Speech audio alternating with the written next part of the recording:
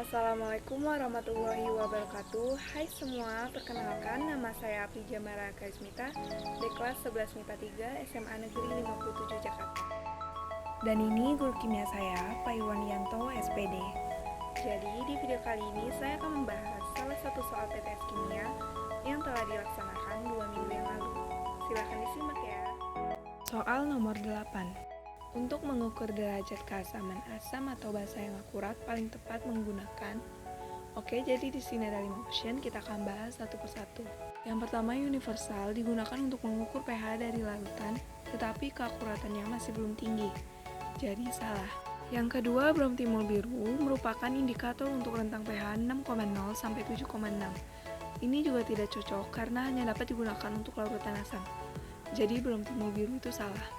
Yang ketiga, pH meter. Alat ini bekerja dengan prinsip elektrolisis di mana sebuah batang akan dicelupkan dalam suatu larutan dan nantinya akan muncul di layar beberapa pH dari larutan tersebut. Tingkat keakuratannya tinggi, 2-6 angka di belakang koma. Jadi pH meter ini benar. Yang keempat, metil jingga merupakan indikator untuk rentang pH 3,1 sampai 4,4. Ini juga tidak cocok karena hanya dapat digunakan untuk larutan asam. Jadi metil jingga salah. Dan yang terakhir itu phenolphthalein, salah satu indikator yang dapat digunakan untuk rentang pH 8,3 sampai dengan 10. Oleh karena itu, phenolphthalein hanya dapat digunakan untuk identifikasi larutan basah. Jadi, phenolphthalein salah. Jadi, jawaban yang benar untuk soal nomor 8 adalah yang C, pH meter. Soal nomor 9. Seorang petani kebingungan karena lahannya sudah kurang produktif lagi dibandingkan sebelumnya setelah terdampak hujan asam. Padahal secara rutin ia telah menambahkan pupuk nitrogen dan amonia dengan maksud menyuburkan tanahnya. Setelah pH tanah diperiksa, ternyata diperoleh pH sebesar 4. Menurut pandangan ahli, penggunaan pupuk nitrogen berlebihan justru menyebabkan pH tanah menjadi asam. Disebabkan bakteri dalam tanah mengoksidasi ion NH4+ menjadi nitrat. Dari beberapa zat berikut yang dapat ditambahkan oleh petani agar tanahnya kembali produktif adalah Oke, jadi pembahasannya itu karena tanah kelewat asam, maka perlu ditambahkan zat yang bersifat basah. Di antara kelima zat tersebut, zat yang bersifat basah adalah kapur. Jadi jawabannya yang C. Soal nomor 24. Menurut teori asam basa Lewis, sifat H2O dalam reaksi H2O ditambah CO2 menjadi H2CO3 adalah. Untuk pembahasannya, asam merupakan senyawa yang dapat menerima pasangan elektron. Sedangkan basa, senyawa yang dapat memberi pasangan elektron. Persamaan reaksi yang terjadi, H2O ditambah CO2 menjadi H2CO3.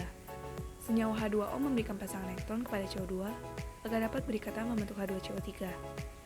Karena H2O sebagai pemberi pasangan elektron, maka H2O adalah basa Lewis. Sedangkan CO2 karena menerima pasangan elektron, maka CO2 adalah asam Lewis. Jadi jawaban untuk soal nomor 24 adalah sifat H2O menurut teori asam basa Lewis adalah D, basa. Soal nomor 33. Soal berikutnya berdasarkan gambar percobaan seorang siswa, air rebusan kolungu dituangkan pemutih awalnya. Oke, jadi kita lihat videonya terlebih dahulu. Dimana dalam video ini dituangkannya pemutih ke dalam larutan kolungu.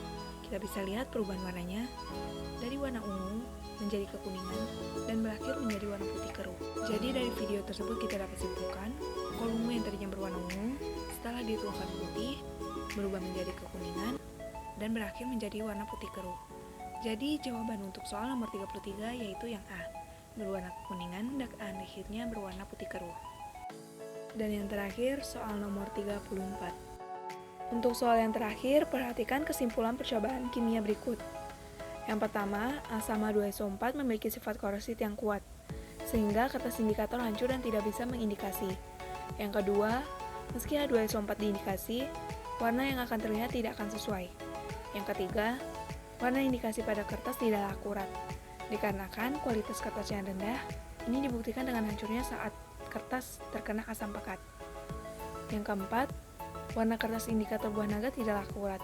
Ini terjadi karena kertas tidak mampu menyerap warna buah naga. Yang kelima, buah naga tidak cocok dijadikan sebagai kertas indikator. Yang keenam, kertas indikator ubi ungu paling cocok digunakan untuk kegiatan praktik, dikarenakan perubahan warna yang jelas sehingga mudah mendeteksi sifat asam dan basa.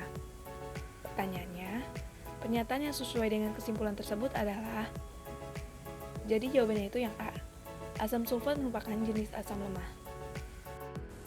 Sekian video pembahasan dari saya, kurang lebihnya mohon maaf. Wassalamualaikum warahmatullahi wabarakatuh.